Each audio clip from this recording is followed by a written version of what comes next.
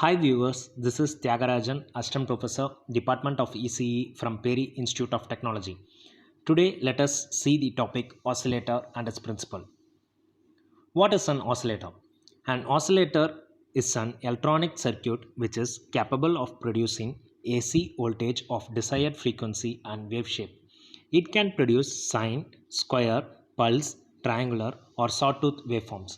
Hence, oscillator is also referred as signal generator. Oscillator works on the principle of positive feedback or generative feedback. That is, the output is in phase with the input. Types of oscillators. Oscillator are broadly classified into two types. One is linear or harmonic oscillator, and the second is nonlinear or relaxation oscillator. If an oscillator output is periodic with a particular frequency, it refers to linear or harmonic oscillator.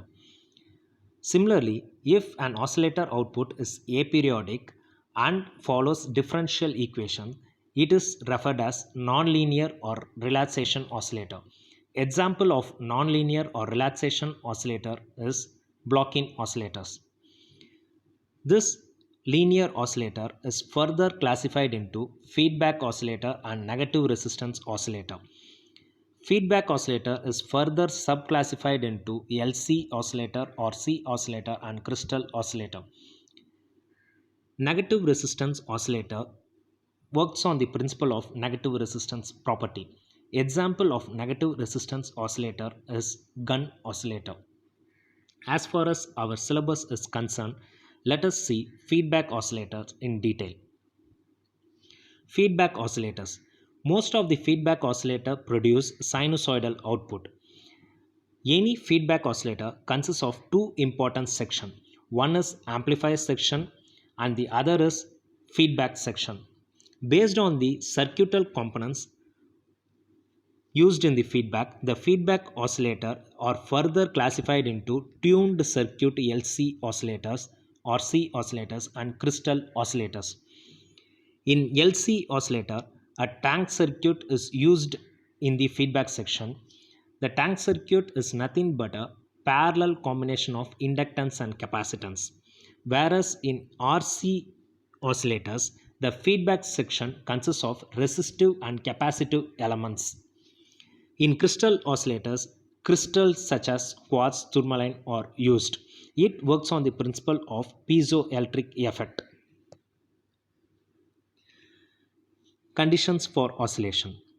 In order to get a sustained oscillation, there are two important conditions.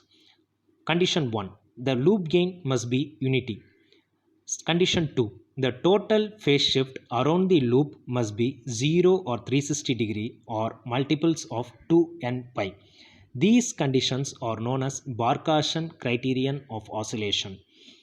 Any oscillator should obey Barkasian criteria in order to maintain a sustained oscillation. Let us see conditions for oscillation in detail.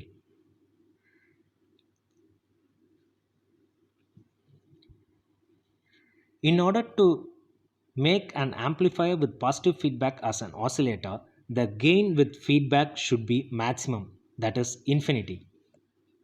We know that the gain with positive feedback is given as AF equal to A divided by 1 minus A beta, where AF is nothing but gain with feedback, A refers to gain without feedback, beta refers to feedback factor or return ratio.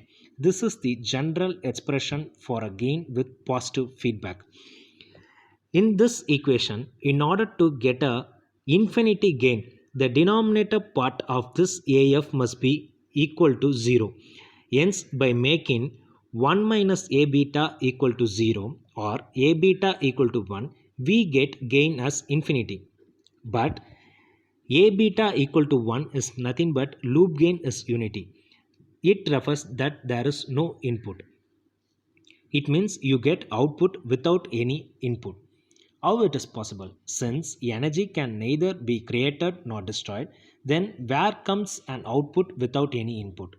Let us discuss that in detail. Where from comes the starting voltage? As we know, any electronic circuits comprises of resistances. Each resistor is a noise generator. This noise signal is given as input to the oscillator. The feedback network is a resonance circuit giving maximum feedback voltage at a particular frequency f naught, which is referred as frequency of oscillation. Hence, this initial voltage, which is a noise voltage from resistor, is given as an input to the amplifier section, which is amplified by the amplifier with gain A, and the amplifier output is fed back with a feedback factor beta back to the input. This forms a closed loop with gain A beta. Hence, it is commonly referred as loop gain. This loop gain can be best explained with the help of this simple block diagram. In this block diagram, there are two important sections. One is amplifier section with gain A, and the other is feedback section with feedback factor or return ratio beta. The input is 0, hence there is a short circuit. Whereas we get a output. As I told earlier, each resistor acts as a noise generator. This noise signal is given as an input to the amplifier section, which is amplified and it is fed back to the network with feedback factor beta. It gets multiplied there with beta and it is again fed back to the amplifier section. This forms a closed loop, and this loop is referred as A beta, that is loop gain. There are three possibilities of output based on this A beta loop gain value. Let us discuss one by one.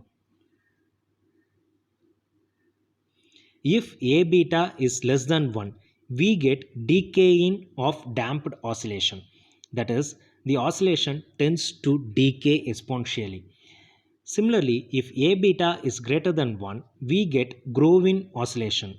That is, exponentially growing oscillation is produced if the loop gain is maintained greater than 1. In order to get a sustained oscillation, we have to make A beta exactly equal to unity, that is exactly equal to 1, to get a sustained oscillation. In this case, the circuit supplies its own input signal.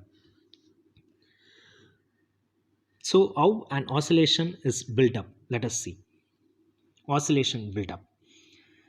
In order to get an oscillation, initial loop gain is made greater than unity. So, we get a exponentially growing oscillation. This oscillation is built up only at a particular frequency called as frequency of oscillation.